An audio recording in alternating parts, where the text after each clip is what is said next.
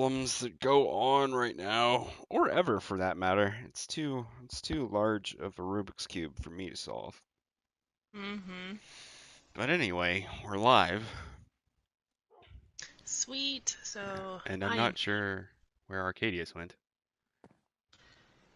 Well, while we're waiting for him, I'm going to switch this account and check out our levels. Okay. We're training Okay, design tips. That's awesome. I muted myself accidentally again. Uh-oh. Oops. Normally this is a vast problem, but I guess today I have it.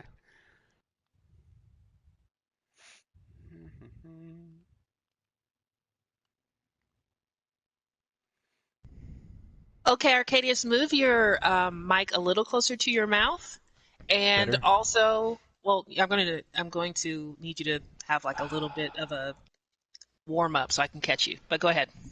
Okay, alright. Hopefully this is better. It is closer to my mouth.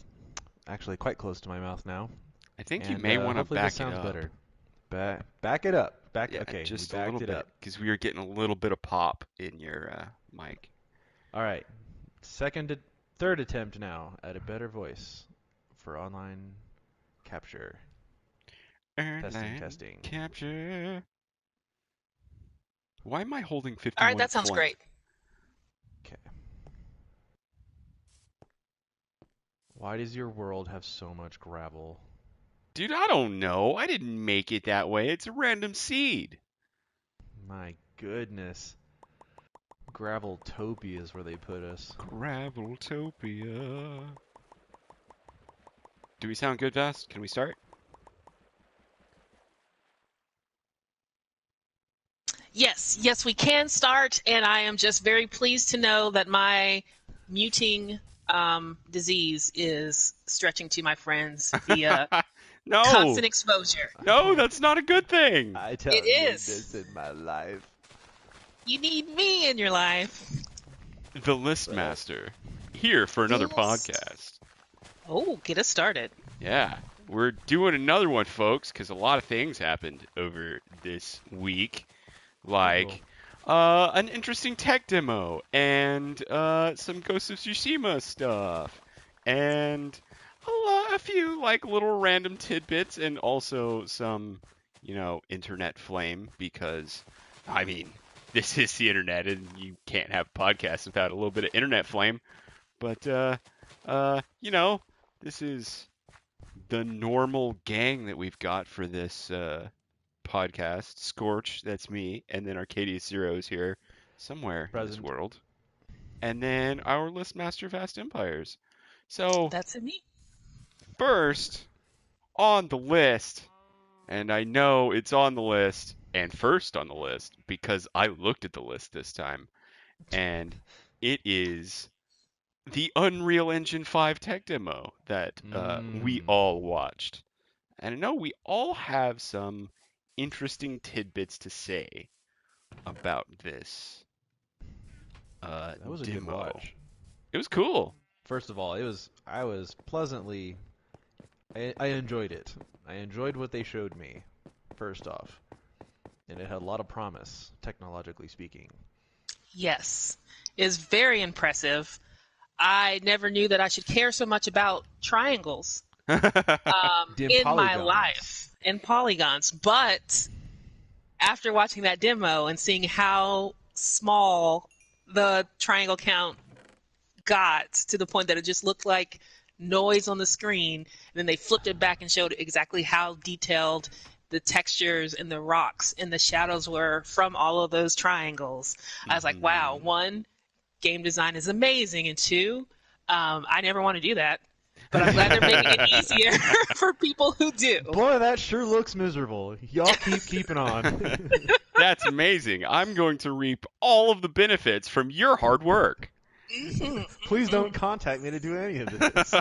I will praise you every day, but you can't get me to do it. Yeah, I feel the same way. And just, as a quick side note, if you were playing a drinking game with that tick demo, you'd be dead at the end of it if you drank every time they said triangles.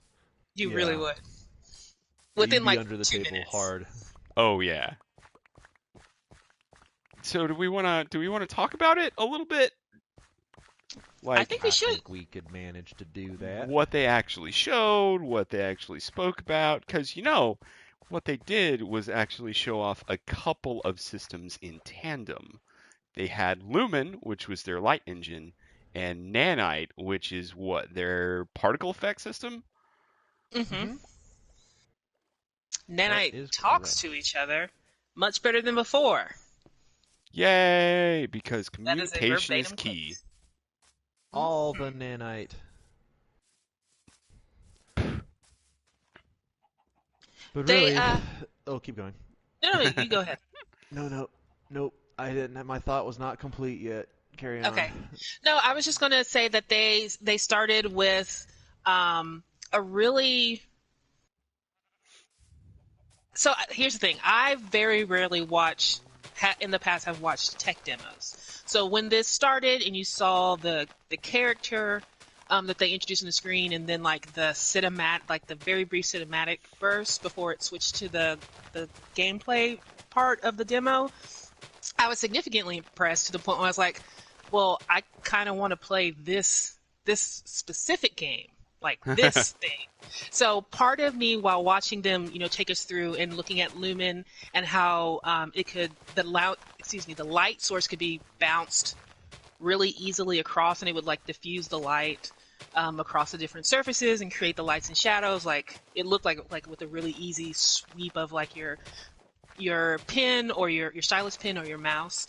But on the other hand, I was sitting there like, but I want to play this. And and then they took the character through they took her through like a crack into a cavernous location, and they talked about how they had also improved the audio system for the newest version of Unreal 5. Hmm. And when you I didn't even have my earphones in, but you can hear like the distance of the rock drops from the rock fall, and like it had a really wide cinematic sound to it. And I Yeah. was like, I want to play this game. I want to play But Magic Tomb Raider, please. yes, please. And so like I was kind of split in between it. I was being super impressed by everything that they were showing, but also like, okay, Epic, this is super cool. Will you develop But how this? will it relate directly to me right now? Mhm. Where is my instant benefit? How will you slake my thirst for games this instant? Right now. I would also like to take a moment to personally thank all of the Fortnite elementary school microtransactioneers that brought Unreal 5 To the to forefront. to the forefront, because that's what bankrolled this engine. All of the parents who suddenly had an explicit and obscene amount of money taken off of their credit Yeah, cards. honey, why did somebody lock our credit card? Why? What's going on? Why has it been maxed out? I just paid it off yesterday. Yeah. What's Fortnite? Timothy! You come here right now, young man. So I did talk to my one industry friend, and I asked, this Unreal um, Engine 5, how impressed should I really be, and Ooh. um, what does that mean for us today? And not to give out his name, but a shout out to him because again, he's just my one industry friend, and I don't want to like lean on him too heavily. But he was like, it really is as impressive as all of the news releases you'll see, and what Epic is saying about it. It really is that impressive.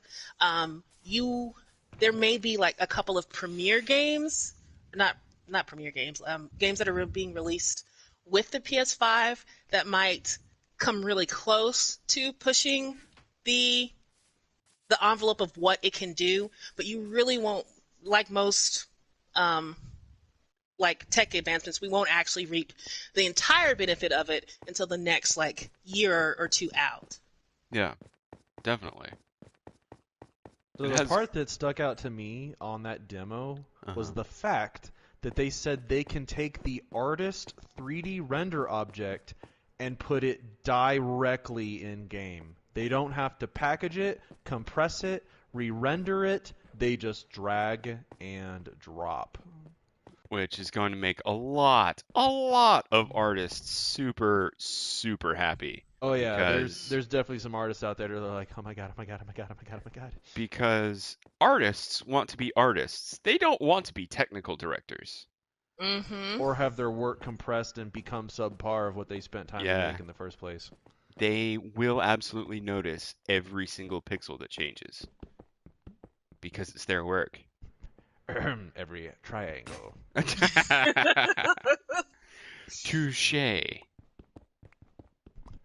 Dim triangles. So I hear there's a little bit of controversy about this Unreal 5 engine Can Okay. tell. that they put.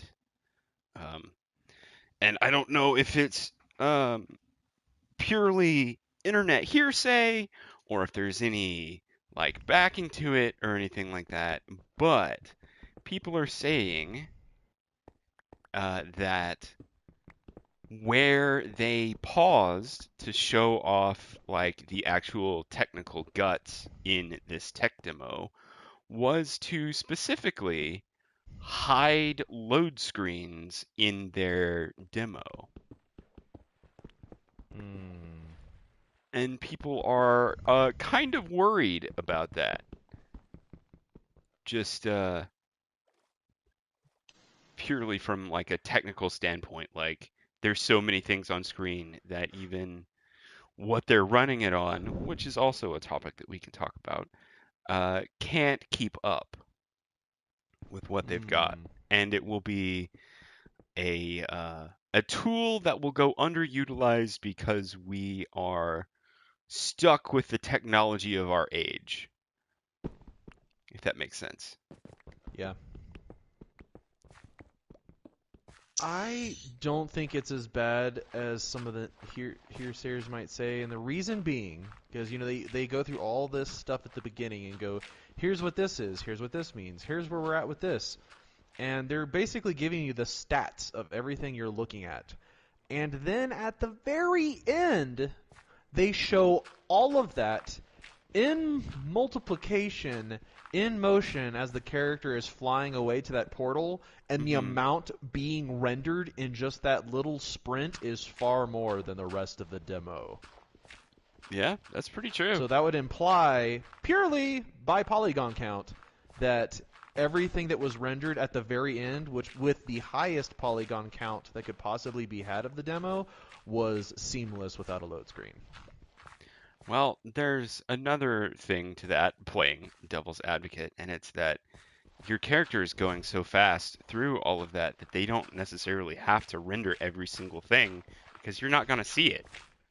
Sure, you're going to hit like big, large parts and stuff like that, and you're going to see like the craggy outcroppings and all of the statues and all of the ancient like buildings that are falling down and stuff like that. But that's not that's not like going to be as visible because you're zipping through it all at such haste. I'll buy that. You don't have to spend that much time on it if it's not going to be seen as much. True. True. This is a true statement.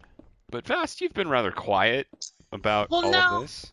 I was just thinking about that criticism. I did not go that far into it, so I'm not sure who was referencing and where that worry is coming from.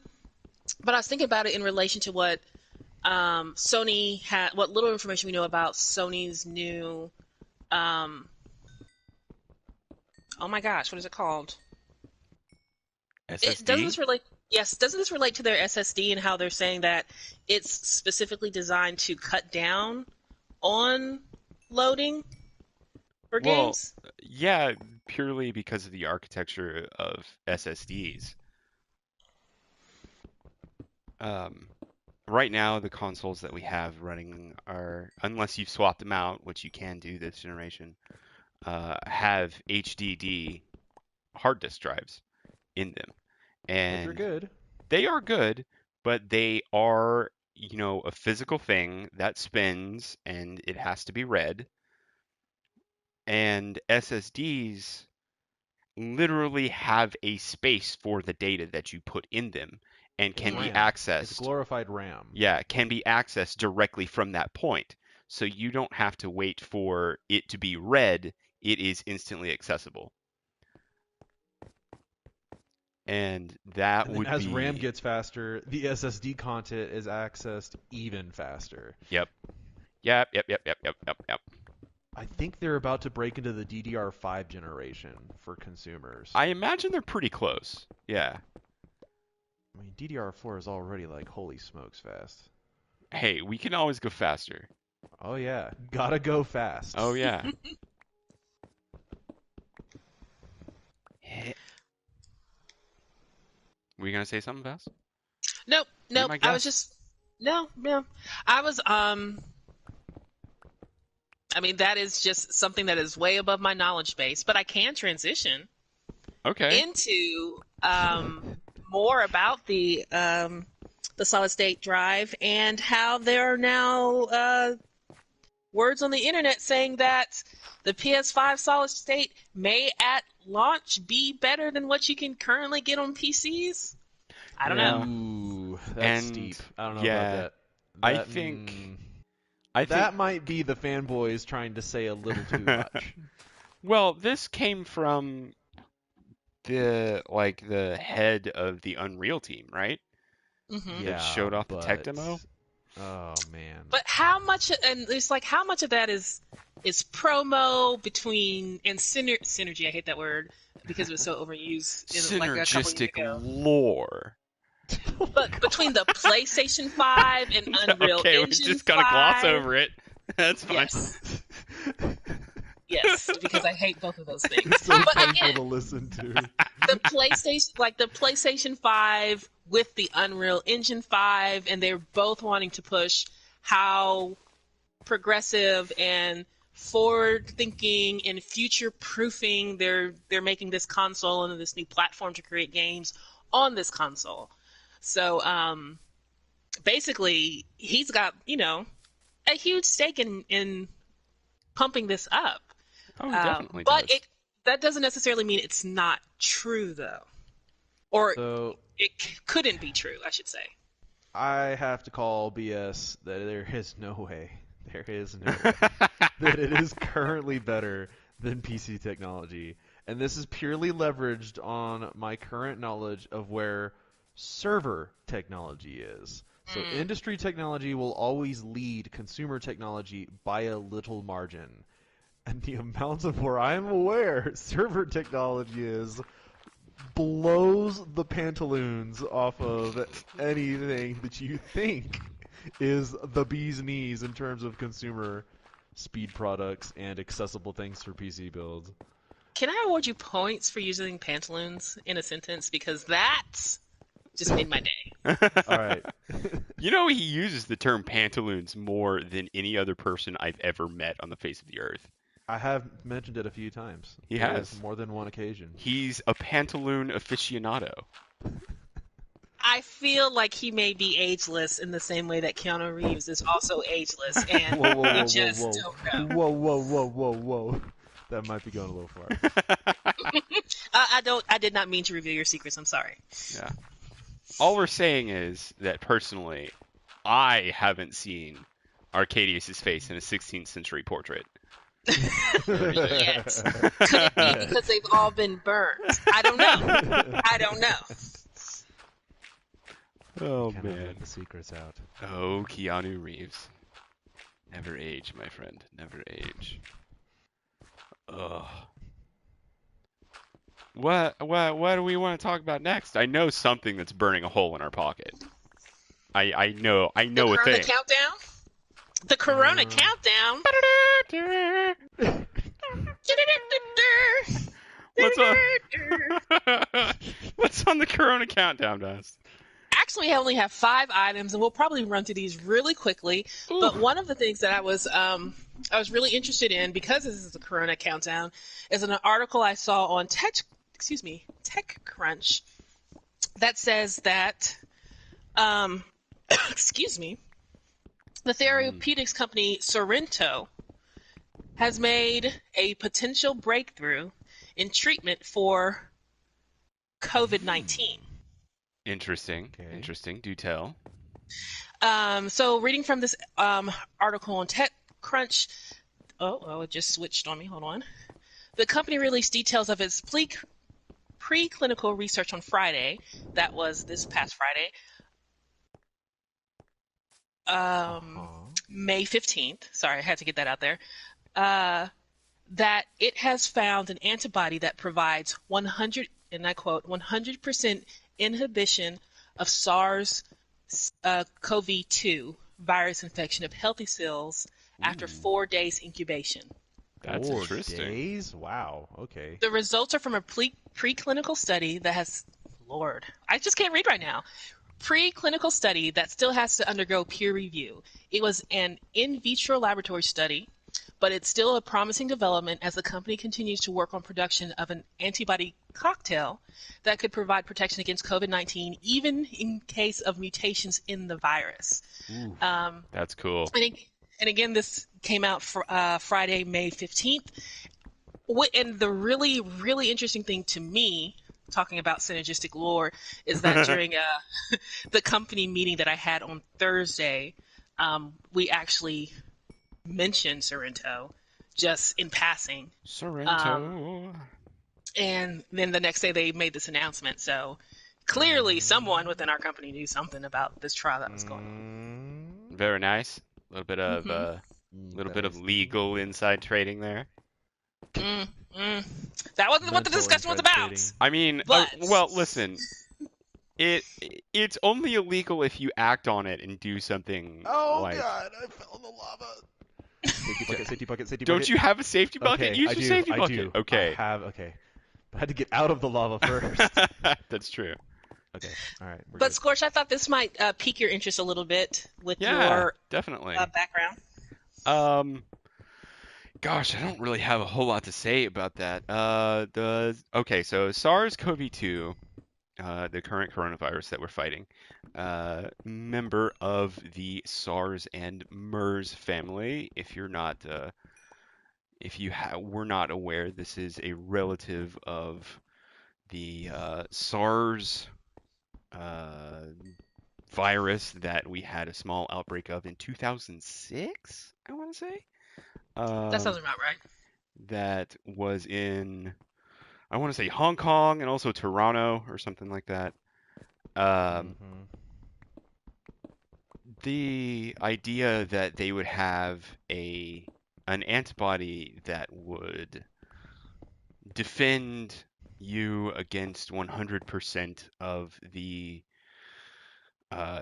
coronavirus that we're currently fighting means that this antibody specifically targets something that is ubiquitous within the virus.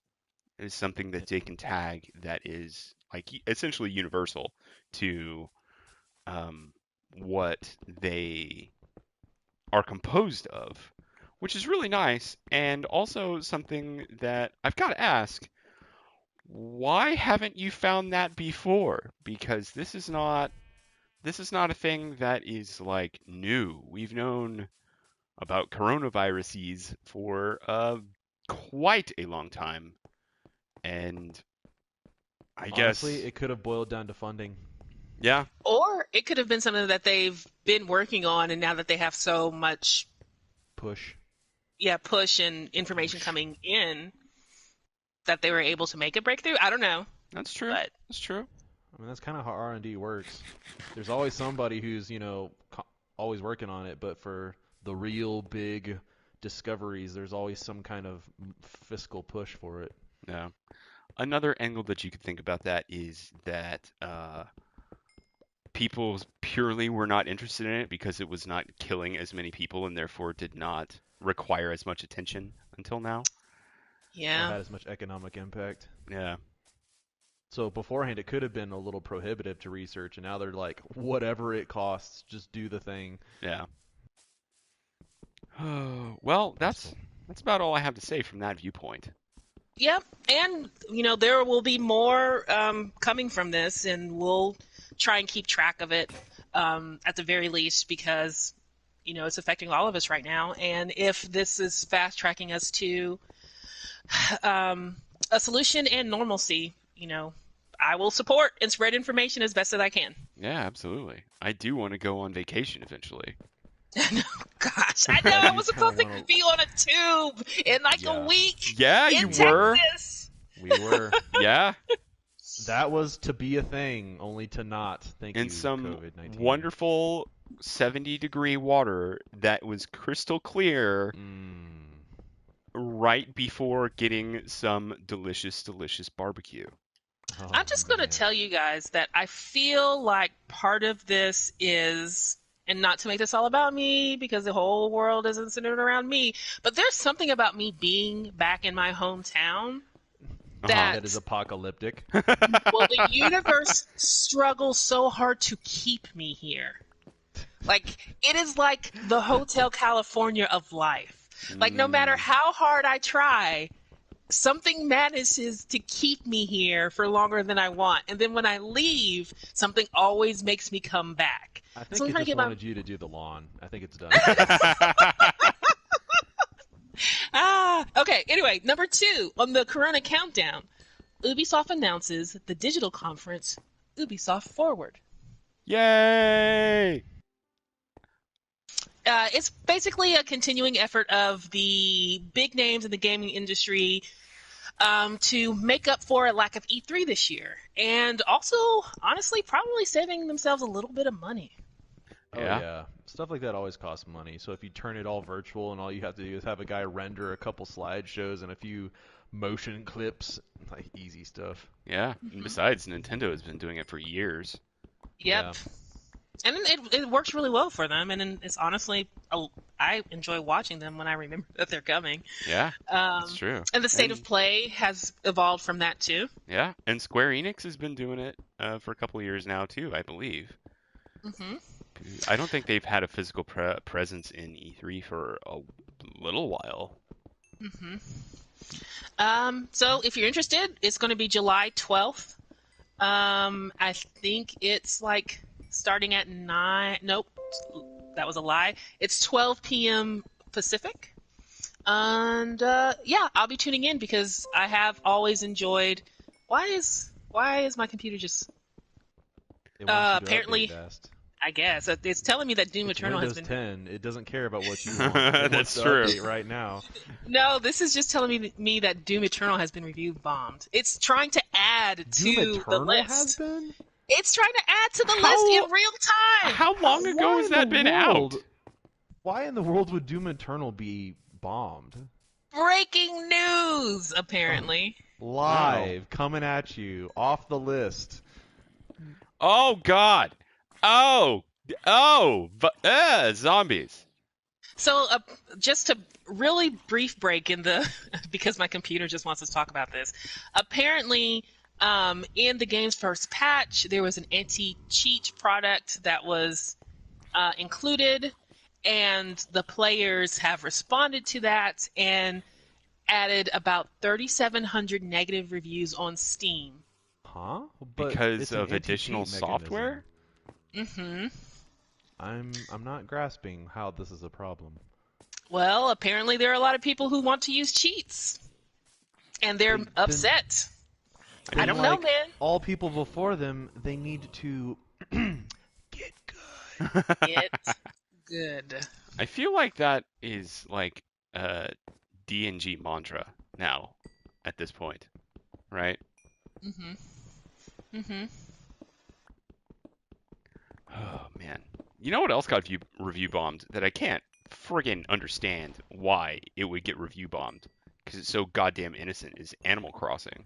What's the deal with that? Can you illuminate that? Like, what's going on with that? No, yeah, wait, what the hell? Hold on! We gotta hold on. We have to hold on. We have to hold do? on. But why that? Yes, because we're on a list. We And know. the next... Oh my god. Yes. Listen. We can go out of order, all right? This is not. Life will go on. Yeah. No. This is like look. It's a Okay, all grocery right. list. You think of things I you will need and you make put it on, the exception and then you start on one side and just check things off as you get to them. because there is a link between these, and I was the one who set us off course. Yeah. I will allow it. I believe it was referred to as breaking news. Yeah. I will allow it. So, why is Animal Crossing getting review bomb, Scorch? I don't know. I didn't read that article. I actually don't know. I know the big things. I wanted to talk about Ghost of Tsushima. I wanted to talk about the Unreal 5 tech demo I'm and a gonna few keep on other moving things. that down the list. Okay, so apparently, Apparently. Animal Crossing is being reviewed bombed by angry and upset fans Why? because of no real reason. What? Huh? Excuse me? So this article is pointing out that there's not like one specific unified reason why it's being review bombed. Some are valid, but a lot of 0 out of 10 just seem to be like random trolling. Here's a couple of examples that this article from NintendoLife.com listed. Locked to a single island per console in a disgusting money-grabbing attempt from Nintendo. Also a stupid game in general. Who likes doing chores to get out of debt for a raccoon? Is he a raccoon? Tom Nook is a raccoon. Tom Nook? Mm-hmm. Okay. And then another right. quote was, the game is probably fine, but you can't fully experience it if you are the second player on the same console. This has to be the worst game design decision ever made. Shame on you, shame on you, Nintendo. Okay, still seems a little lanted. Yeah. These Not are kind of cool. like these are kind of limp, don't you think? Yeah, I'm not seeing review bomb or hearing review bomb worthy topics. Yeah. There wasn't a kid had all of his money stolen online and they wouldn't give it back or something like that. Yeah. I mean, there are some games, and feel free to segue off of this, like Anthem, that sucks shit so hard that we had hours and hours of content to crank out about it. You know what I mean? Yeah. I'm just hopping all over your list now. Your list is all over the place. Well, I'm actually going to bring us back to the Corona Countdown. There's enough of this anarchy. And just really quick. Bess has spent enough time powdering her wig. We are returning let them eat list. to our lawful nature. As intended. Yes. So, in a recent report, also from TechCrunch, according to the 2020 Games Market Dynamics U.S. report, the overall total industry consumer spending on video game in the U.S. has reached a record $10.86 billion in the first quarter of 2020. That is January to March. Not an increase of everyone's stuck course. at home.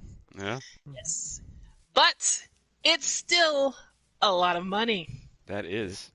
It is a billion with a B. Yeah. Mm-hmm. Quick side note of something that is not on your list. As far as I know, upon last glance of your list, Best, your immaculate, wonderful, well-tailored list for You know it. this podcast is that the mobile version of Fortnite last year made a total for Epic Games, just the mobile version, of $10 billion. Holy shit. Yeah. Jeez. Yeah, man. I don't even like those things. Yeah, I don't go there, but holy crap! Well, no wonder they're able to offset so much of their and become like that proactive, awesome platform that they're trying to become. Because, like we talked about it last time, they've what did they do with the Unreal Engine 4? They changed the royalty stipulations with that, so now you don't have to start paying royalties on Unreal Engine 4 until you make over $1 million. Yeah, Yeah, something like that. which is Which is good because it doesn't which is crush development. Yeah, it's definitely. great, especially for small indies too. Yeah. So, And Unreal 4 is such a powerful engine to have, like, in your pocket. I think beyond the power is the experience. Think about how many people have used and programmed in Unreal 4 It's true. versus some of the other stuff. So if anything, you can leverage an employee who's got even minimal experience in it to be productive. Yeah, definitely. But mhm. I feel like with that we are getting off track. We are digressing from So the I will, list. I will bring it back. This is a really short item that ties into the fact that video games are making a lot of money. Because they are making a lot of money, they are also able to provide more trials and free options for the gamers who are stuck at home right Bye. now. And right now, the game Stellaris, or Yeah, Stellaris, I don't know how to pronounce it, Stellaris. Stellaris is free until today. So anyone who's listening to this, you're missing out. But I had actually meant to ask you, Scorch, had you even heard about this? Is this something that you're interested in playing? The game? Mm-hmm. Yeah, I own it. Oh, I didn't know that. Yeah. How is it? It's interesting. It's an RTS set on a galactic scale. Think the final tier of how Spore works, only it's just that tier, and it is way, way, way, way more robust than Spore could ever hope to be. Man, Spore was fun. Spore was fun, but like you got to the end in the galactic era and all you really did was like farm spice and make money. Um, The Spice is Life. 'Cause spice is life. Uh, Dune reference. And then that was it. But in this one, there's like you can definitely become a galactic trader, but there is you can like build up a crazy navy and go and conquer worlds. You can be a political mastermind behind the background in the RTS universe, and there's all kinds of like populist traits that you can have when you're building a race for that game. It's a lot of fun if you like the whole like macro view of everything. If you don't like RTSs and you don't like the whole like management macro thing, then it definitely will not be for you. But if that's something that you are interested in, then go for it. It's a lot of fun if you slant that way. Mm-hmm. Um, It's well, hopefully. also just one more thing, Vest. I'm sorry. Mm-hmm. No, no, Uh, go ahead. it is also a game that is purposefully by the developers unlocked so that you can use cheats whenever you want. Um, Oh, it they pretty much let you do it whenever, and just purely because they want you to have fun with their game, which is I pretty think that's cool. pretty cool. Yeah. It's an interesting take that you don't often see um, in the industry. You certainly don't. Yeah. Anyway, what else we got? Last on the Corona countdown, Disney. Oh. Disney is reopening. Ooh. That is That's right. bad. That is a bad idea. The House of Mouse has Mm. reached an agreement between the union workers and Disney, the company, require or that they wanted to set in place before they reopen Disney World in Orlando, Florida. And apparently, they've reached an agreement on safety precautions and benefits regarding returning to work. Um, Well, it's union. They'd have to. mhm. Some of those things are like mandatory masks for guests and workers. Every worker will be provided with 3 masks. They'll be doing mandatory temperature checks. And if a worker has coronavirus symptoms, they'll be able to go home and have paid time off included, which apparently, PTO isn't something that it wasn't something that was a benefit for every employee, maybe like part-time employees. So maybe that's something that they were able to negotiate and cover all of the employees who are working on the grounds. So Yeah. That's good. I mean, as far as precautions go, but listen, this is way too early to open up anything. And I am very worried that movement like this will kill people mhm, because the Disney company is a gigantic franchise, like gigantic company that has fanatic followers, mhm. and and their theme parks are such a huge attraction, and they draw people from literally all over the world to Europe, a few specific places, and that is going concentrated to, places. yes, very concentrated, very close proximity places, and that Mhm. is going to be spreading this virus like crazy, mask or not, because people are not always going to be wearing their masks. That's true. And you're going to be touching like the same door handles and protective bars, and people are going to be coughing and sneezing. Yep. You're going to have tons of children, and it's not just people going to the theme park, to experience the theme park. On like one of my work calls a couple of weeks ago, someone mentioned that one of her best friends had to delay their wedding because they were planning on getting married at Disney World. So, like, you're Ew. thinking about your regular park traffic. Now think about all the other things that are associated with Disney World in Orlando, Florida, like the it's not like the Safari Adventure, the water park, Mm-hmm. um, Mm.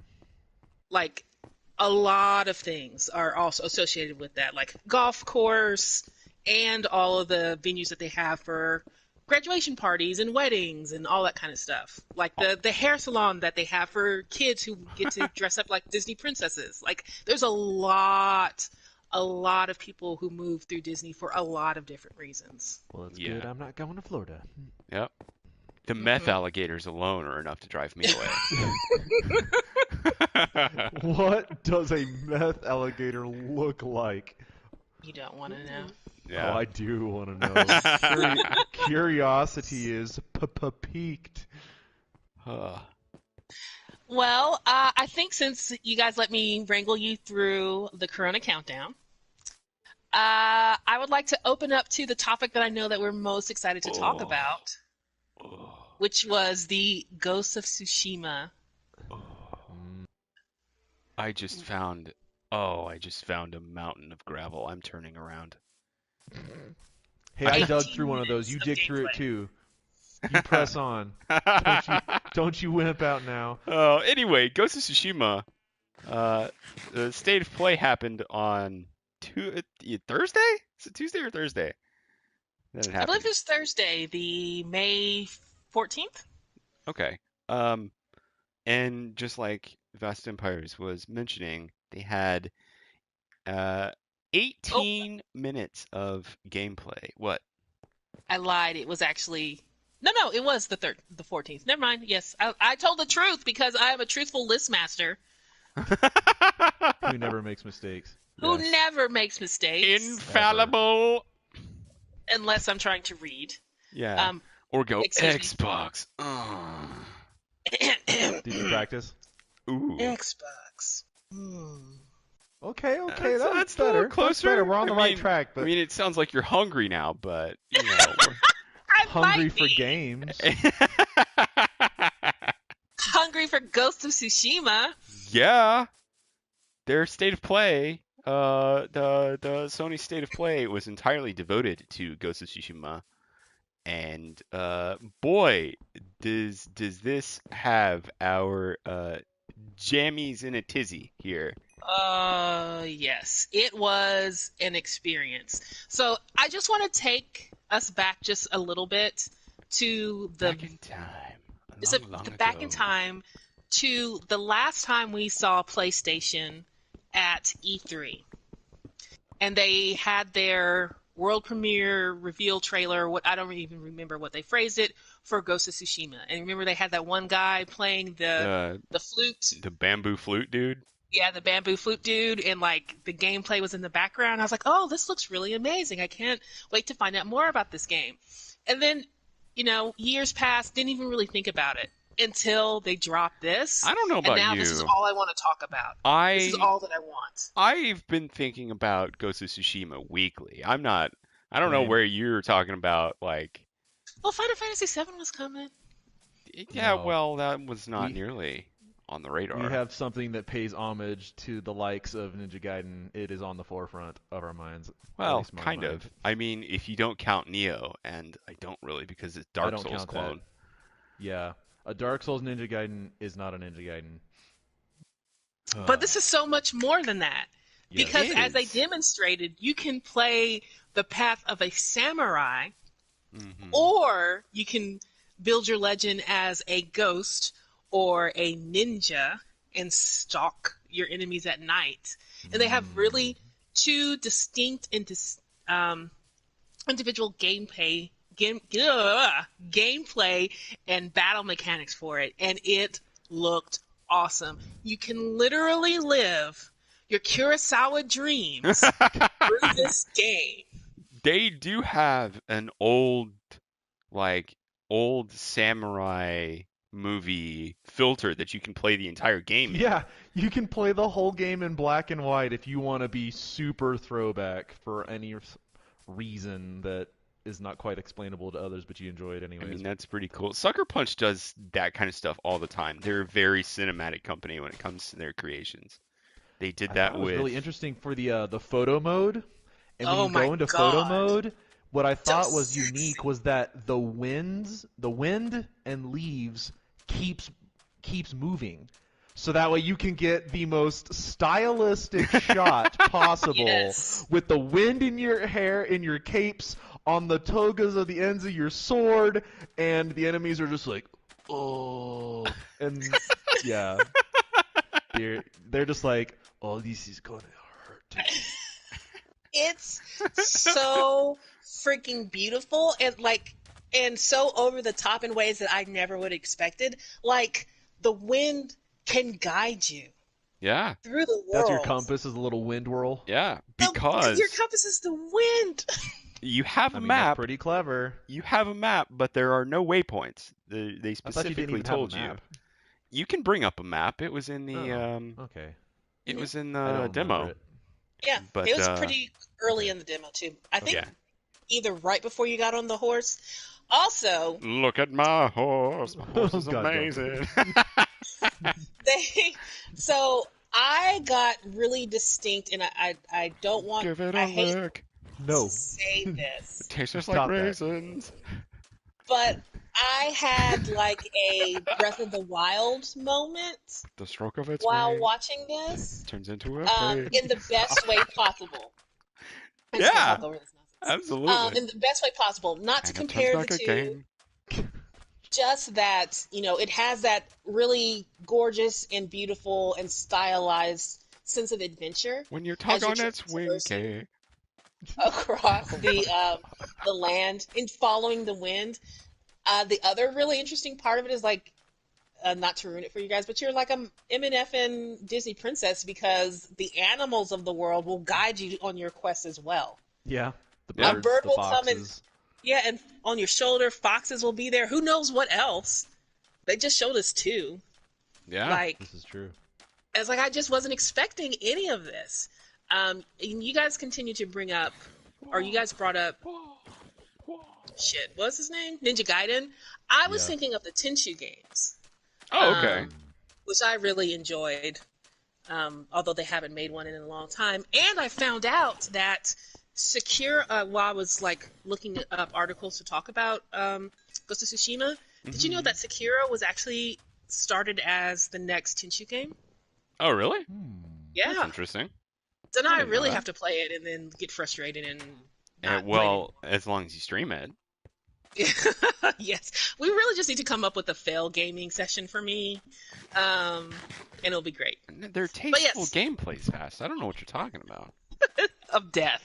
But back to Ghost of Tsushima. What else did you guys enjoy about this? Because I could literally just go on and on and on about every single So moment. when they showed the this. samurai segment of like straight battle, in my mind it was immediately a mix of sort of, you know how in animes when there's a sword battle there's always these super quick and like blitzkrieg moves that Yeah. normal people can't make, but they're smooth Yeah. and they have an instant effect. And they're quite often followed by "Nani?"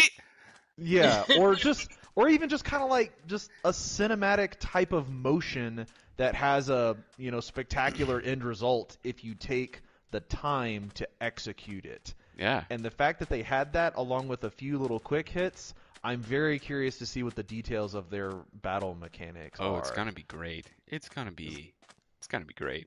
As long as it's not like For Honor, I think I'm gonna be pretty happy about it. I mean, the campaign in For Honor was entertaining. Yeah, I it had was. fun. Yeah. I actually kind of wish that they expanded that and made it a little bit more robust, because that was the part of For Honor I was pleasantly surprised about and wanted to play more of. Yeah, definitely. But But anyway, we digress. so my interest was piqued in all of those ways, but in an additional way that we haven't hit yet, so it's content that I get to talk about, is that I can live out my bamboo fashionista dreams by dyeing armor. Have we switched roles, Scorch? Dude, I don't know. I'm just happy. I'm just happy that I will not have to like have the same kind of armor as anyone else that has Or to, something ratty that you gets to found play. in a bin or a Yeah. basket, and you're like, well, this is my armor now. Yeah, exactly. I'm Yeah. so very happy that even if I find armor that I absolutely love but don't like the color of, that's not going to be a problem. And also, to throw a little bit more shade, the shaders are free in this game Ooh, and not Yes, consumed. they are. Destiny. Throw it. Throw the shade down. What- Another thing. Oh, go ahead. So what I want to know is, and I know there's going to be like a trade-off between like how you tailor your equipment to how you actually play your character.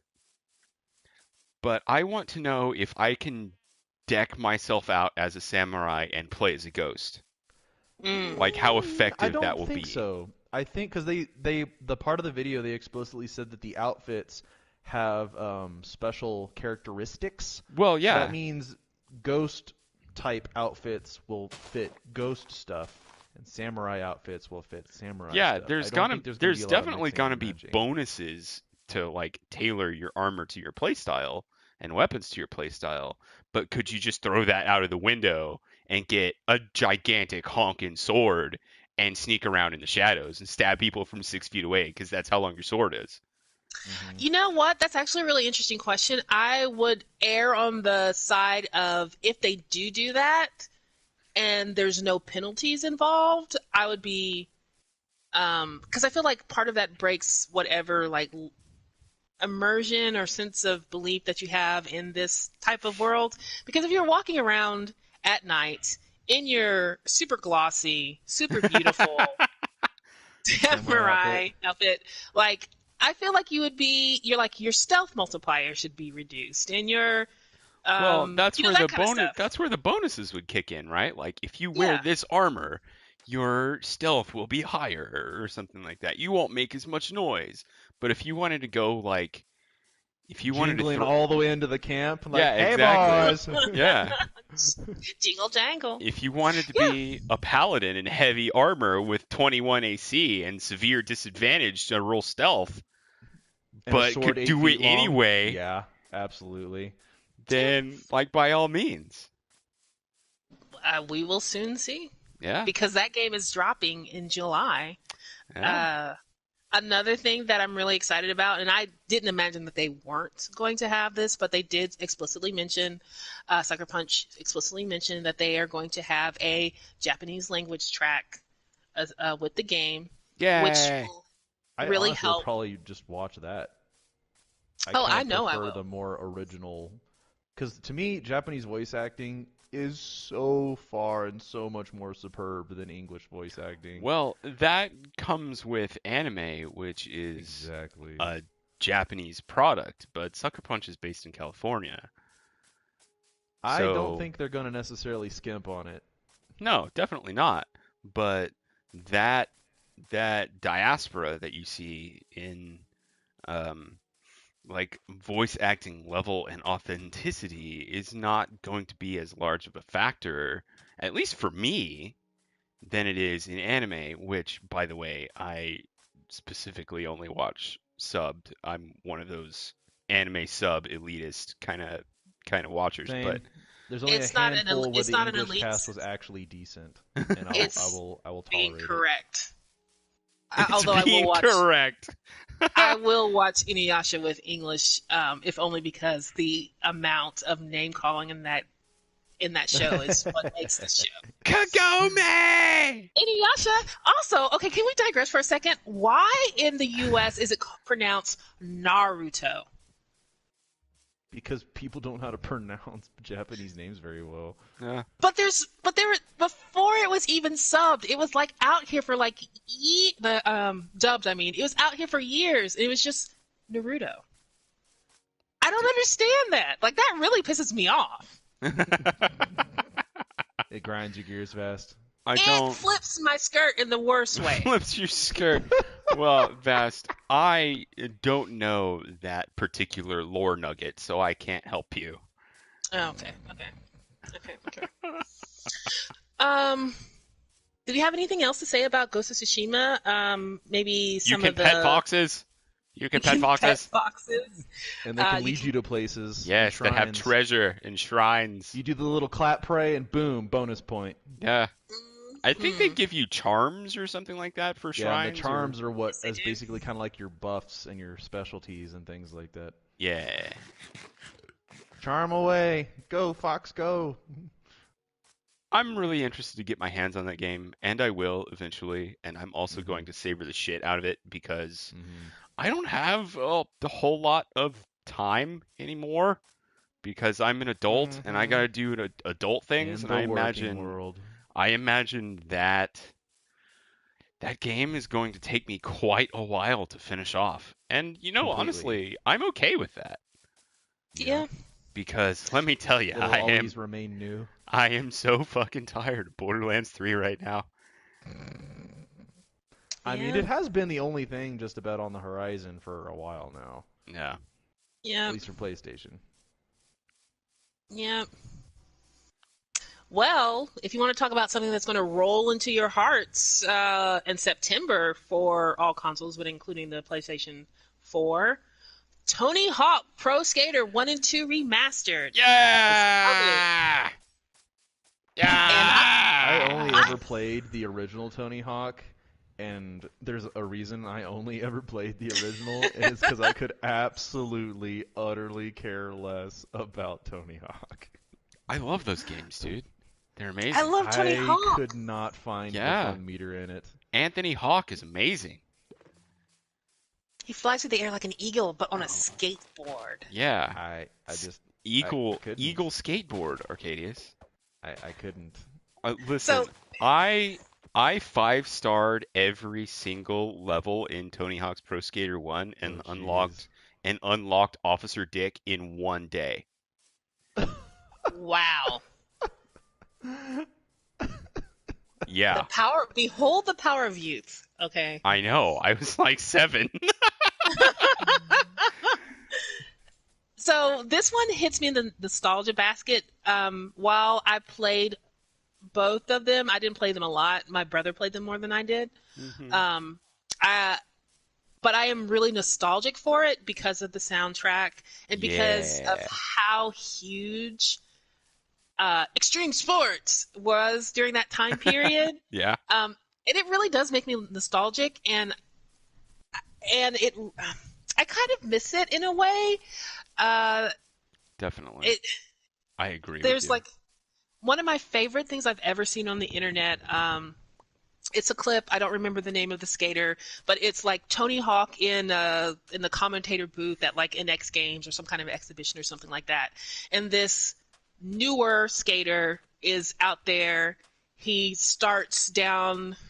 I guess he's in the half pipe. I don't remember which one it is, but he Hmm. he does the Christ Air move from the Tony Hawk game, and you could see like Tony Hawk going crazy in the commentator place with everybody else, and it's just how influential that game was on so many people that a guy who was maybe like I don't know 10 or so when that game came out like mastered a move that was only done in the video game Yeah, and did absolutely. it in front of Tony Hawk. Like I think that's just so amazing. And so um yeah, I'm getting all sentimental and everything, but I think it's so cool that it's coming back. And also I hope that this little wave of nostalgia brings back the SSX games because those were my jams. Oh, SSX tricky. SSX? Wow. Hmm. I was more of a Cool Borders player, but I'll give SSX to you. SSX was awesome. Two tricky and then three were the ones that I played. I think. Oh man. Could you imagine how rich we would be today if we were pioneering business people like we are now, only it was the late 90s and we combined skateboarding with paintball? Mm, Mm, that'd We be something. we would have literally tens of dollars by now. maybe It'd be even 30s of dollars. Ooh, wow. Okay. That whoa. Someone's Whew. a far reacher. Jeez. Man, optimist there. Whew. You were about to say? I don't have anything to say. I just jumped off a tree in some water. That was my jump Well, noise. I'm going to ask you a question about Halo Infinite, though, Scorch. Oh, okay. Tell me about this thing that is on the list about not Slipstream. What was it Yeah, called? it's called Oh, Slipstream. it's okay. Please tell me about this. Yeah, that's the engine that 343 made so that they could make Halo Infinite on it. And um, this was put on my radar because Halo 2 came out last week and I've been playing the crap out of it. But seeing as how I'm an adult, I haven't finished the campaign yet, god damn it. Mm-hmm. And uh, I was doing a little bit of Halo digging, as you do, and uh, I guess it was more of a reminder than anything else. It didn't really click when they first announced it because the Halo Infinite splash screen was on um, the engine trailer, the Slipspace engine trailer, and it doubled as a Halo Infinite um, trailer. Oh. But that must have been like 3 years ago or something like that, where um, like they showed a slow pan over some really weird deer and like a warthog driving over some like duny areas in the background. And Mm-hmm. then they had that like piano ding that they always have when a Spartan shows up and he's like, Ba-dum, yeah, ba-dum, and he's like ba-dum. holding his helmet and he puts it on and you never see their face or anything like that. That was actually an announcement of the Slopespace engine and not Halo, but that everybody just took it. Oh my God, it's Halo! And I took it the same way, but I just put that on there just because, and that's my entire explanation. No, that's cool. It led me to watch the YouTube video that 343 put out um, back at the beginning of the year ish, where they were reintroducing themselves as 343 Studios, um, talking about the next chapter of Halo and how they're like respecting the legacy and getting it right. You know, like the marketing is going. I hope so, because Halo 5 didn't do it justice. Yeah, well, I mean, there are only very specific instances in which you can get away with not playing as Master Chief. You know what I mean? Yeah, And then to and they made make an attempt. Master Chief into semi-playable and also an antagonist to a storyline is kind of treading like Blasphemy. Yeah, some blasphemy, some heretical waters there. yeah. He just got done saving the Earth, and you want to go arrest him? Yeah. How about no? Yeah, I feel, and then this is actually a conversation that my friend Kay and I, not about Master Chief in general, but my friend Kay and I have like planned to bring into Crash Cows, Uh-huh. because we're both comic fans, although I don't purchase or read comics as much as I used to in the past. And there's been some shakeups in DC Comics where they're trying to redefine some of their, most famous members of the Bat family. And so, like, there's a Bat whole family. yes. So there's a whole storyline right now where, like, Dick Grayson had traumatic brain injury, and now he calls himself Rick Grayson. What? Are you serious?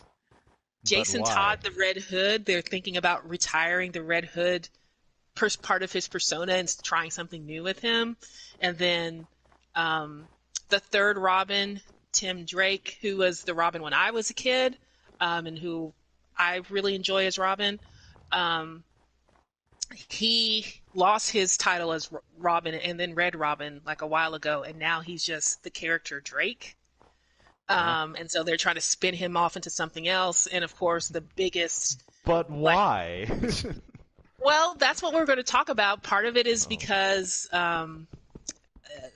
there's like commands from on high to try and zhuzh up, the character, but they can only do so much. And instead of inventing new characters, they're trying to, branch these classic characters into new ways, but they're not always what the fans want. So then it's like balancing, well, where do you take a character that's literally almost 100? I think Dick Grayson turned 80 last year, maybe.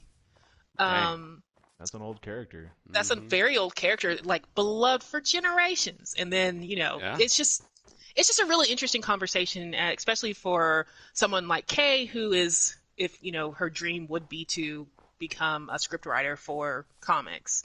And for me, who just really enjoys the writing and talking about characterization and all that kind of stuff. So Yeah.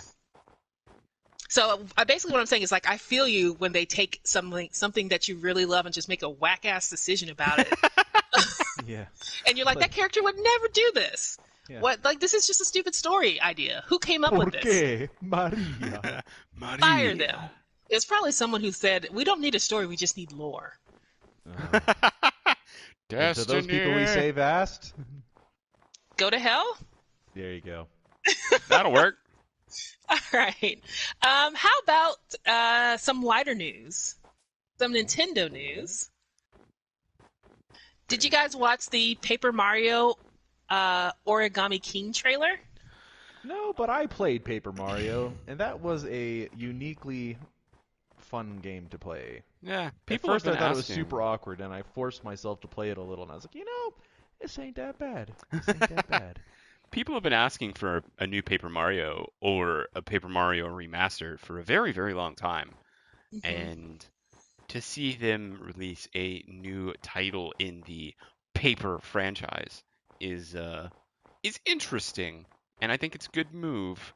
But no, I did not watch the trailer. I only saw the title of an article about it as I was eating lunch somewhere.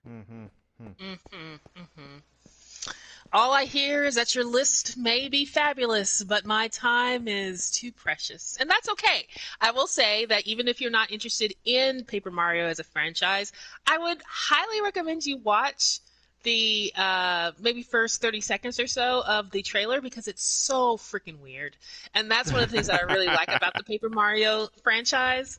Like, of course, it never takes itself too seriously, but this is an example of some of a creative team taking a character in a new direction and not screwing it up. Like making choices that really create something unique and inviting and interesting to explore with the property that you really love. I could never get into Paper Mario because the hit values were always so low. Like you'd hit somebody and get like 5 points off of their HP, and that would always piss me off when you're coming from like JRPGs and you hit somebody for like 1,000, or $9.99. You wanted big, huge slot machine numbers, and then they come up with that weak ass 5 shit, and you're like, no. Or you hit it like critical and it's 12. Yes, and that's so frustrating for me. But I watched my brother play the Thousand Year Door for the GameCube. Was that the GameCube? I think so. Man, it's been a while. The years start coming and they don't stop coming. Yeah. Next on Nintendo. Yes, it is. Next on the Nintendo news, this is probably more interesting for me than anybody, but Xenoblade, the definitive edition, is dropping on the Switch 5/29. That's May 29th. I did not play the Xenoblade game. I believe that was on the Wii U. It was either on the Wii or the Wii U. But the Xeno franchise is one of my favorites, hands down, and so I'm really interested and excited to actually finally play this game. Do you think they're going to remaster the other one into the Switch? Because if they're coming out with a second, but it's only on the new system, to me, that would kind of mean that Nintendo might foray into getting the first one remade for the Switch. Oh my god, don't talk about that. Oh my god. Oh my god. Would that not be a possibility? Oh my god. You thought I was slobbering over Ghost of Tsushima? If that were to happen...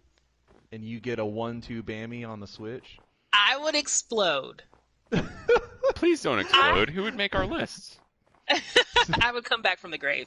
But I would be so freaking excited. That is still, to this day, blasphemy, I know, but I still think it's a better and even more incomprehensible game than Final Fantasy VII, and I live for Xenogears. It is one of the best JRPGs ever. You want to insult me? I've never played 7. Yet. I'll play the remaster. Yet. You really should. I think you'd enjoy it. It's a lot of fun. I'm enjoying playing it, honestly. I enjoy Final Fantasies, but the problem that I have with them is that they take me down such a rabbit hole. And this one will. Yes. It's so long before I come back out and see the sun again. Oh, this one will definitely do that to you. Oh gosh, that's what worries me. Yeah. Did you guys take a look or listen to the Animal Crossing theme song that I linked you guys to? Theme song? I don't know if I saw a theme song. There's a theme song? Is it played on ukulele? Yes, and a flugelhorn. So, oh my gosh. Flugelhorn. Yes, a flugelhorn. So, this isn't the only one that I saw, but there's been a couple of studios or musicians or production houses that have been putting live performances of their soundtracks or musics on YouTube lately, and they're really cool because they're all done from home. So you see like 5, 6, 7, 8 artists, recording their part, and then someone puts it all together for the YouTube audience. And the team from Animal Crossing put theirs up there, and it's super sweet and fun. Cool. Another one that was really amazing is that Yoko Kanno and the Seatbelts performed Tank from Cowboy Bebop. Yes! I didn't link you guys to that one, but go out there and find it because it sounds just as amazing as it did all those years ago. Interesting. And one day, That's such we're going to have a DerNami,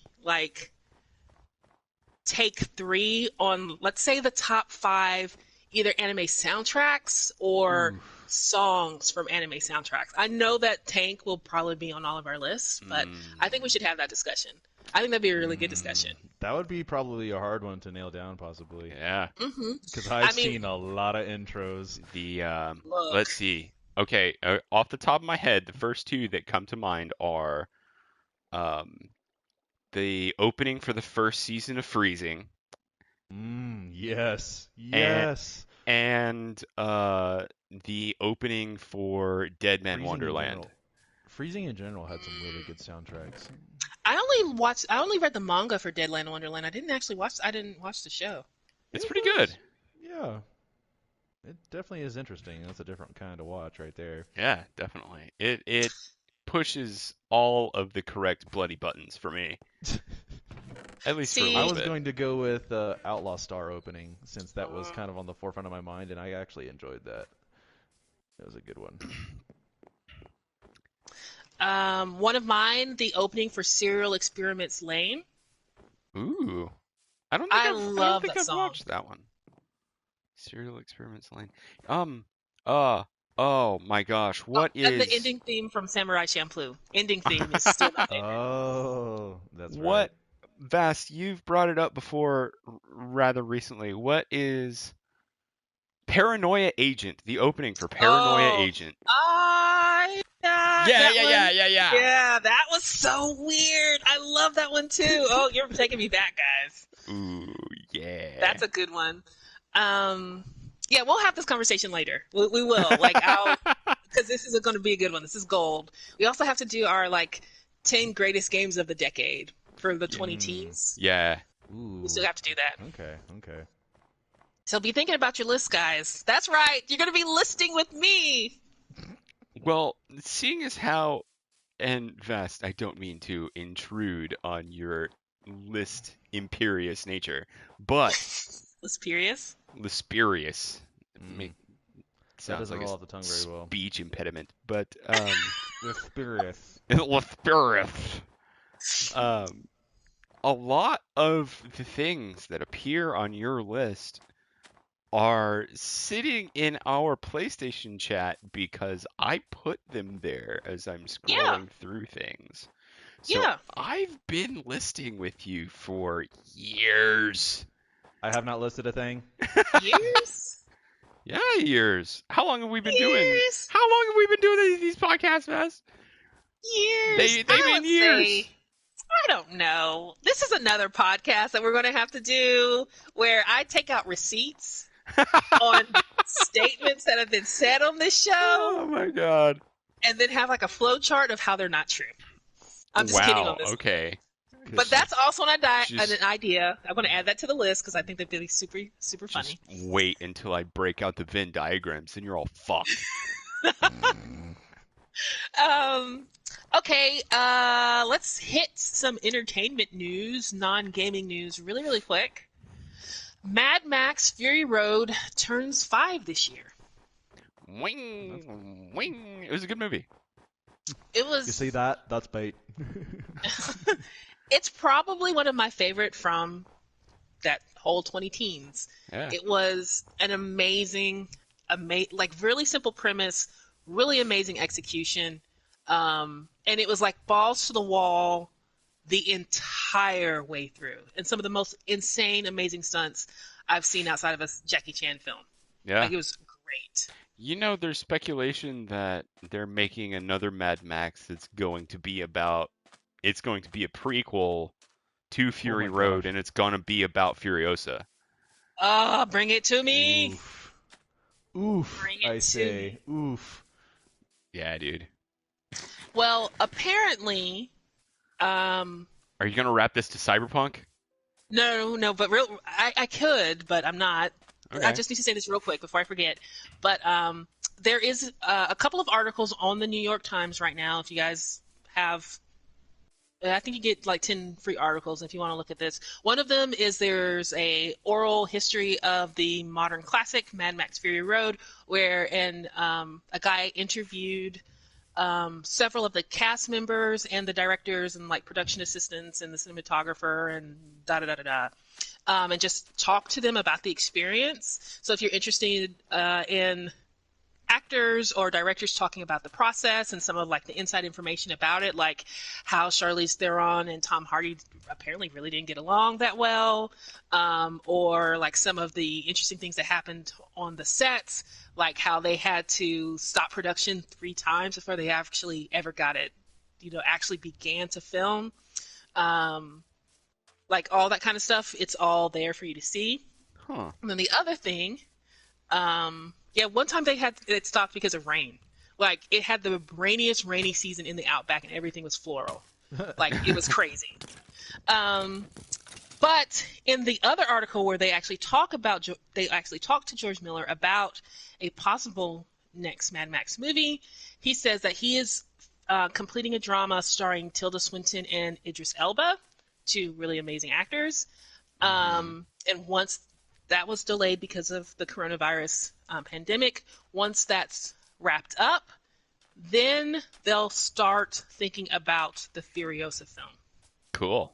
So it's coming faster than we think, but slower than we want. You bring up Tilda Swinton, and I have a role for her that is a role of the lifetime for Madam Tilda Swinton.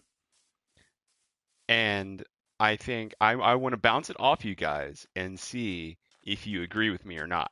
All right? Okay, hold on. This is bigger than her playing Lucifer in the John Constantine film?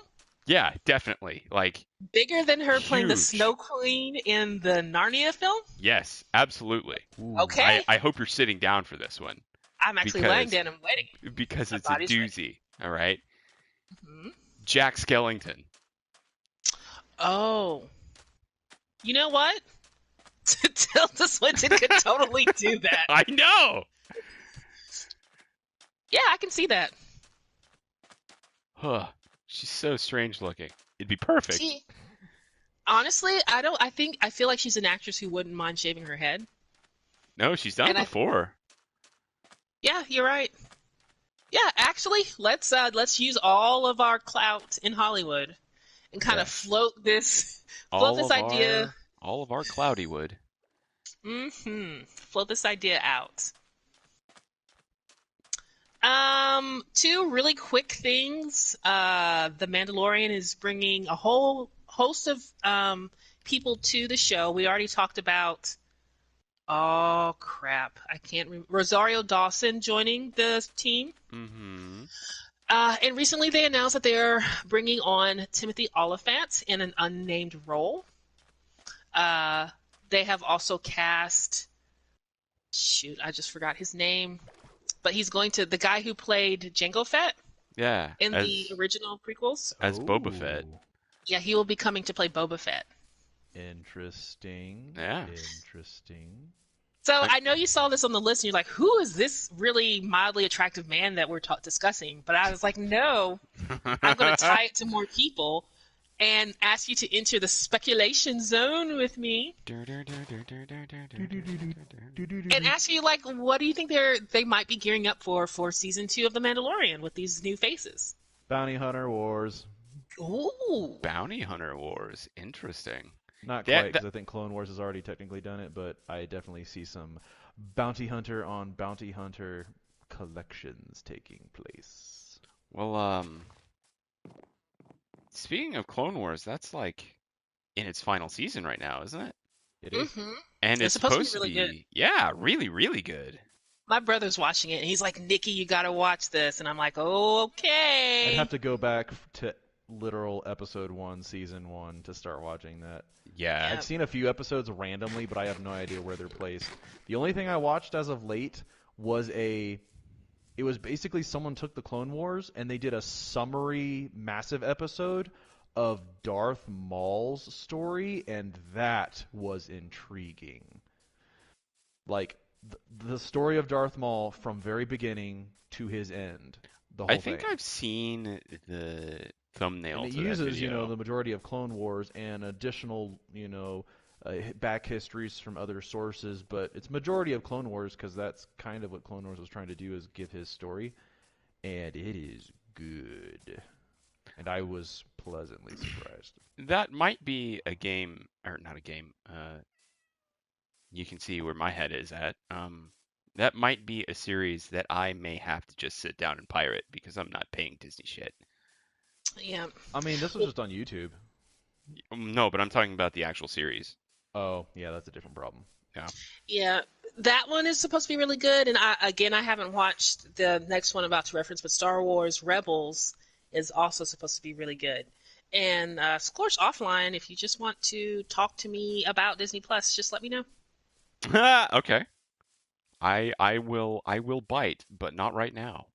hmm Another entertainment news thing that I'm actually mildly more excited about, but only mildly, because in the Mandalorian talk, we didn't actually mention Baby Yoda, so I'm not quite as Baby interested. Yoda. But More Star fun than Trek a pillow fight. and CBS All what? That's throwback. That is a throwback. Sock and More boppers, throwback. Vast. Sock Oh, and boppers. yes, sock More and fun boppers. than a pillow fight. Yeah. Blow 'em Um, up. Put your hands inside. Get ready to have the time of your life. Wow. Sock and boppers. This episode is brought to you by 90s nostalgia. always. This is what we're powered by, with a little bit of 80s nostalgia from me. But speaking of nostalgia, Star Trek is releasing another Star Trek series to CBS All Access. For those of you who aren't interested, who aren't, purchasing CBS All Access right now, they have Star Trek Discovery, which pleasantly surprised me over the past 2 seasons, and season 3 is coming. That's And cool. then this past year, they released Picard. I heard Picard was which- supposed to be good. So here's the thing. They lost me on episode 3, so I'm going to do what I did with Star Trek and give it another try. But Okay. the first 2 episodes, I was like, I am not into this story. Like, I've seen this specific story a lot and maybe even done better with Firefly. Like, this just one aspect of the story. Not the whole story. But I really do like what they've done with Picard and the crew that they have. So, like I said, I'm just going to go back, start it over, let that bias go, and then try it again. And I did that with Discovery, and I really enjoy Discovery. It's not perfect, but they did a lot of things that made it, that fell into the category of the things that I really enjoy about Star Trek. Which is, envisioning that more perfect world, future, science and reason, leading the way, exploring the stars, and There is no having money. principles and using them, those kind of things. Yeah, definitely. But the new one is going to be called Star Trek Strange New Worlds, and it will feature Captain Christopher Pike, Rebecca Romaine as number 1, and Ethan Peck as Spock. Spock. And this is like a throwback or a shout out to like the original Star Trek, like I think the pilot episode before they settled on Captain Kirk. And if I get this wrong, any Trekkies who hear this, please forgive me. Don't I'm worry. not that deep They're Trek not lore. going to listen to this. Yeah, Nope. but when we become famous and someone comes out here to dissect us and then bring up all the stuff that we're wrong about. But anyway, like In the their pilot, early days, they misrepresented Star Trek in Actually. episode 37 of their podcast. but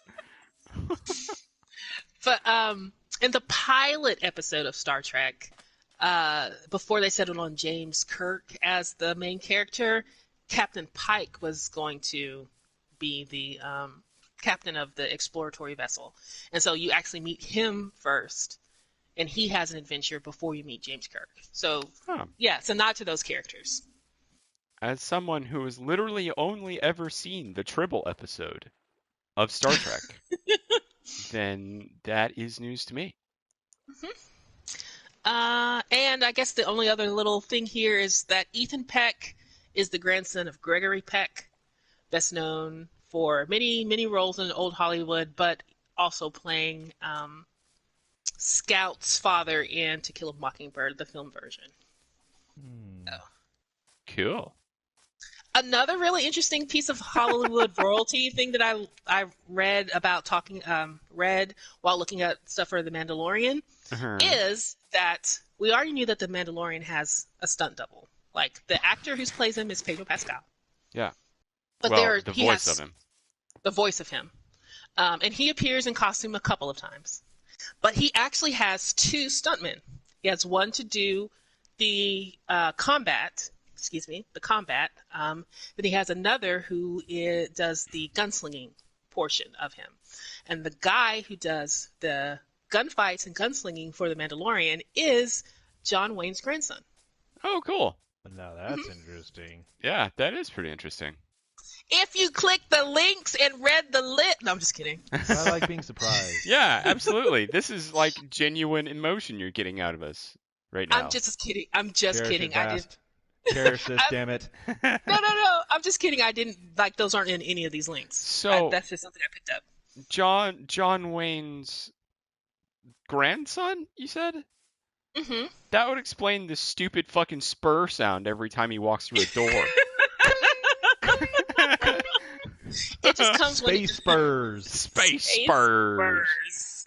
That should be our first webcomic. Space Spurs. spurs? Yes, I'm just going to go ahead and trademark it right now. Oh, you Space better. Space Spurs.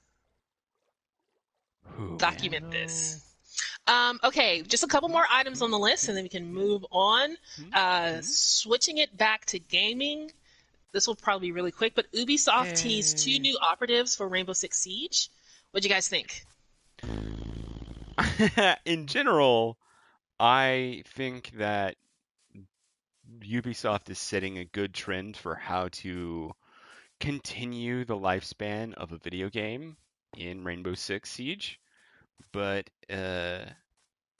even though I am happy for them in how they are doing their game and how it's working out for them, I am in no way swayed one way or another by new operatives. That Nope. is a place specifically for them and not for me. Now, I was thinking about this because even though Rainbow Six Siege is not a hero shooter,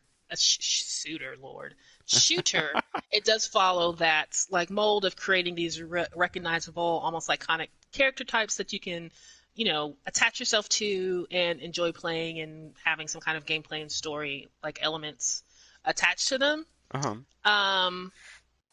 And I feel like at first I was like, oh, this is really cool because didn't we see in like maybe last year's E3 where they were talking about they were going to spin off Rainbow Six Siege into a different type of 4-player co-op game, but it will be PvE instead of PvP. And I was like, I would be interested in playing any of these characters in a PvP type situation. It's too tense for me to do a PvP situation. But then I was like, wait a minute. Was that Rainbow Six Siege or was that Gears of War? No, that was Rainbow Six. Yeah. Okay. Yeah. Gears of War just recently put out a turn-based strategy game, so I don't know that they would be able to do a new PvE game and a turn-based strategy, so that definitely had to have been Rainbow Six. Yeah, that's a lot on the plate all at once. Yeah. But my stance in the past has always been, it's not for me, but if it gives you the revenue dollars that you need to pay the keep your lights on and to pay your workers more than fair wage, then I'm all for it if it gets me the games that I want to play in the future. And Yeah. that's what my stance has been for Rainbow Six Siege. That's what my stance was for Titanfall with Respawn and their runaway hit for what the hell is this game called? Apex Legends? Apex Legends. But then Respawn broke my heart. Don't And go said- breaking my heart. Don't go breaking my heart. You But, couldn't if you tried. This past Thursday, there was a story on EGM that said, hey, remember when Vince Zampella one of the creative directors or Respawn Entertainment head said in a Twitter post, we're also going to be working on Titanfall for later in the year. Yes, I said the T word. They And then recently they backtracked today, Oh. and they said co-founder and head of Respawn Entertainment Vince Zampella said there's nothing currently in development for Titanfall. But it's always there. You see the little bits of stuff coming back through the lore in Apex Legends. There it is. At some point, I would personally like to see some kind of resurrection there. We'll see if I can make that happen. Yeah, I mean, it hasn't been wiped from their memory, you know. Well, it's the foundation of, like, it's the world of the game. Yeah, Mm-hmm. The engine, the animations, the actions, Yeah. all of it. The lore. it's the lore bones, Vast. You said it. But what I want is a game where I can swing into a big giant freaking robot and have adventures. And then have a really cool and unique Adventure. combat system if I do want to play PvP. I think the thing that really I don't like the battle royale format. I get why some people do, not really, but I can see that why people would enjoy that. But what is always more fun to me is freedom of movement in gameplay, and Titanfall and Titanfall 2 definitely had that with their parkour system and their rappelling system. And since you don't have that in Apex Legends, I'm like, well, what You do, what but what are only you with a doing? specific character. Yeah, I think it's Yeah. just that robot guy. Yeah. And so it's just like, well, and even then it's like limited. You just have the repelling feature. Yeah, and it's I mean, not I think it's a different type of charge up cooldown thing than the thing when Titanfall you could just literally repel anywhere there was a point to attach to at any time. And that was fun, especially for someone who is a terrible shot. I can at You least just parkour rodeo the map Titans. real well. Yes, you Yeah. can rodeo Titan. Like there's more stuff for you to do as a player If you weren't good at one particular thing. Yeah. Yes, and yeah. So a small part of my heart died a little bit that day. Hey, just like Mr. Freeze, put him on ice. You'll be bringing your love back to life soon. Well, speaking of bringing love back to life, Anthem. Oh, wow. We Ugh. really brought it back. Man, I didn't know it was I tore down the list Hold that on, hard. didn't we say like bringing love back to life? Like we're missing a key ingredient here, Well, it's not our love; it's the dev love. I guess. Dev love. So, last Friday, May 15th, Christian Daly made a post on the BioWare blog. He is the studio director for BioWare Austin. And it was like an introductory post saying, hey, we're the team that's taking over for Anthem. We're going to be exploring what happens next with this game. This is what we're going We to be don't doing. understand this pile of crap we were handed, so we're going to sort this out and get back with you later. And that's basically what it was. But as I put on here, it seems like this small team hasn't given up on Anthem or themselves. So what do we think? Good on him. I'm not gonna play it. I mean, that's making a long story incredibly short, but I very much approve of what they're doing. There were some good bones in Anthem. It's too bad they shit all over those bones and then shipped it at $60. I think they are setting a good precedent for gaming and the way they're handling IP and the way I feel like that should be done more in the future. And they have other teams and other games that have done that before them, like No Man's Sky, which is also very controversial in this group. Evidently, it's been much improved over the last series of updates. But Allegedly. yeah, that's also a game that I'm probably not ever going to touch again. And They lied to us! They did. Anthem is very much the same. I spent my time on it. There are other things on my radar now. I have to move on, or else I will almost literally cease to function. Hmm. So I have to keep moving forward. Hmm.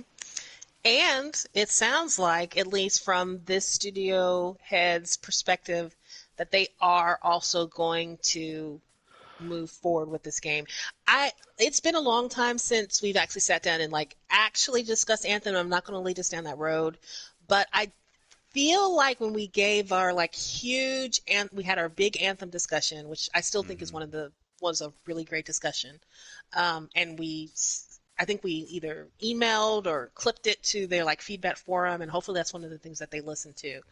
Um, one can only hope, right? Yeah. But I feel like we talked about the Austin studios at that time because they were the ones who were supposed to be taking over the live function of the game, and that was a studio that actually had experience Yeah. with what was it, one of the MMO, like an MMO or They something like that. they worked on Star Wars: The Old Republic for BioWare. That's it. That's their That's live platform.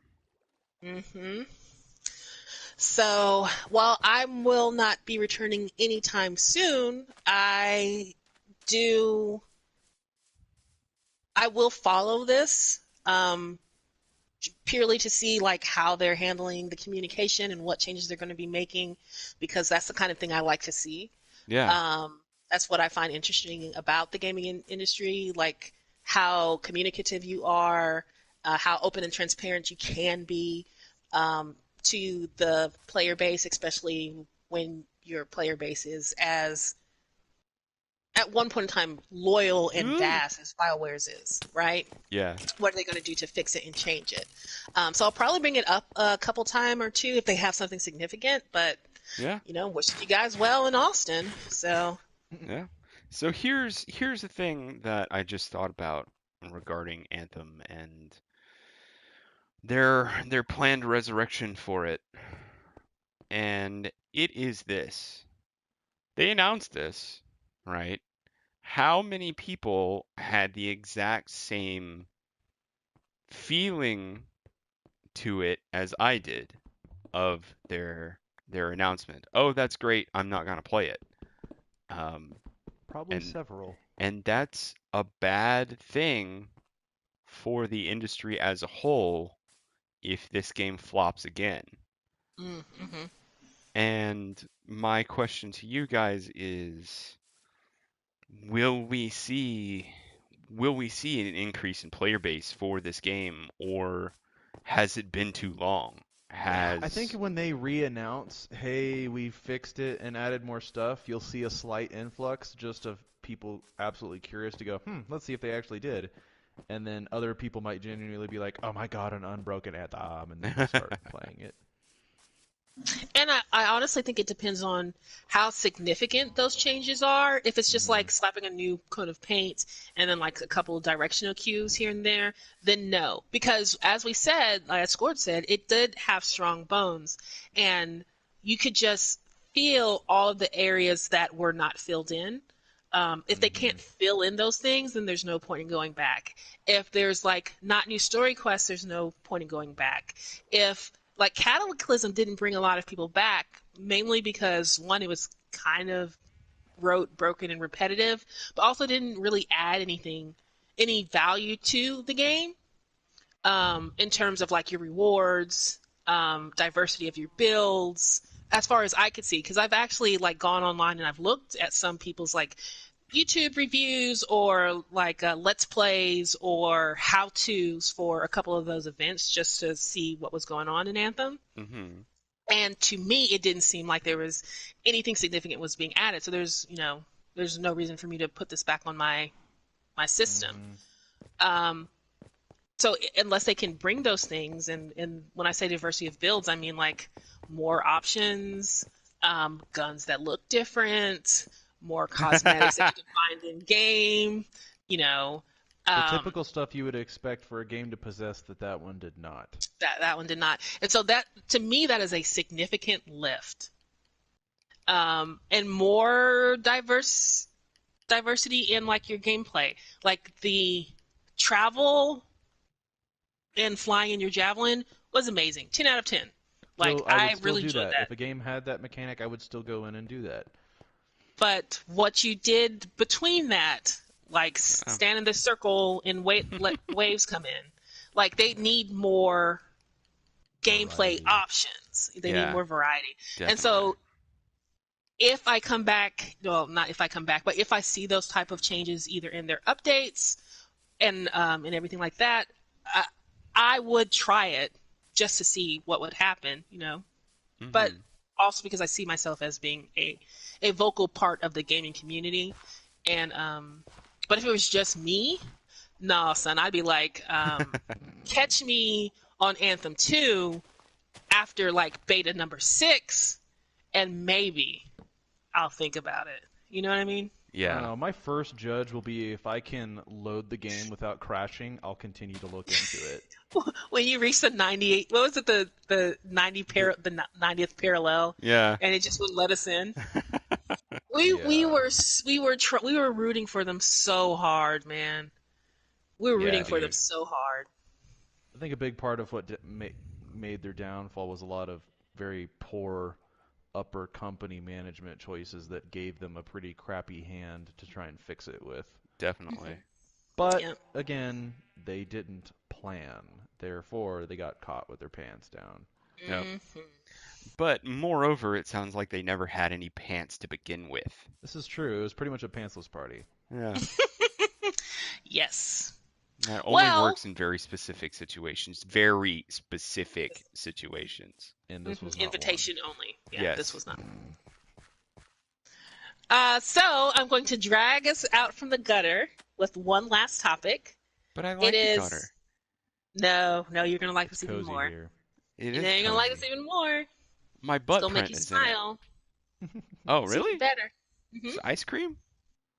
Uh, it probably tastes like ice cream. It is Avatar: The Last Airbender on Mmm. Netflix. Appa, yip yip!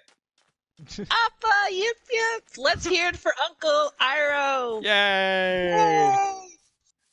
So, they finally released Avatar: The Last Airbender on Netflix, and just think, guys, there's a whole generation of kids that have never seen this show before. Yeah.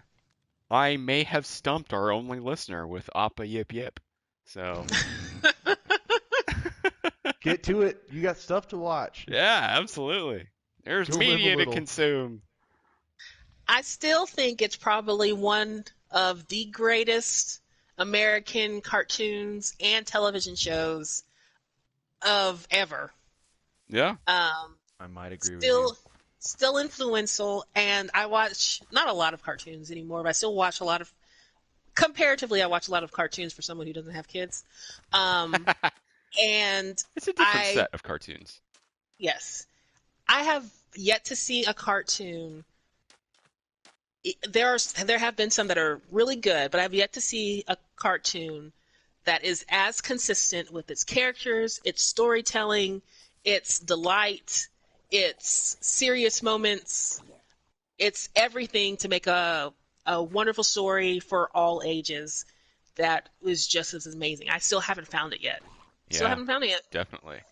I mean, to be able to uh, tell a story about loss and growth by turning someone's significant other into the moon is Dude, It's pretty deep. it is that's rough, buddy. it it really is. They just did so many things right with that show, and I'm excited that I can just go onto Netflix and rewatch it. So I was going to ask you guys, kind of on air, putting you on the spot, even though no one's really listening to us. Um, do you think maybe like next weekend we can try out the new Netflix feature and maybe watch the first 2 episodes together? What Netflix feature? I think I missed whatever this feature is. Well, I don't. Well, first of all, I need to check and make sure that it's been rolled out. But Netflix was supposed to be adding a watch together feature.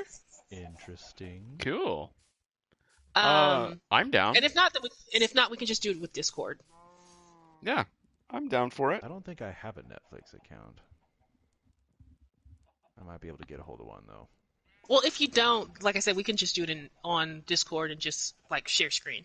I did that with a friend of mine this weekend, and we watched Promare together. Which have you guys seen that one yet? No. Oh, Promare? Promare, sorry, Promare. From what I understand, it's an eerily similar um, story to Fire Force. Ooh, I haven't finished watching that yet. Well, I don't know. I haven't seen that. I will say that it is Studio Trigger, Yeah, and Studio Trigger does some amazing things. they have two of my probably top 20 favorite anime series, which is Lagan and Kill la Kill. Yeah. And to Kill me, la Kill. watching this, like you can definitely tell those roots in it. Oh yeah. Like those That's characters just are in that. funny. There was a drill. There's a drilling sequence in this. And I was like, oh my gosh, But believe in did he me, the person drill who to the believes in heavens? you. No, he drilled. He did not drill to the Yours will heavens. be the drill that pierces the heavens. Yeah. There was But no heaven piercing. It was there all was no good. heaven piercing.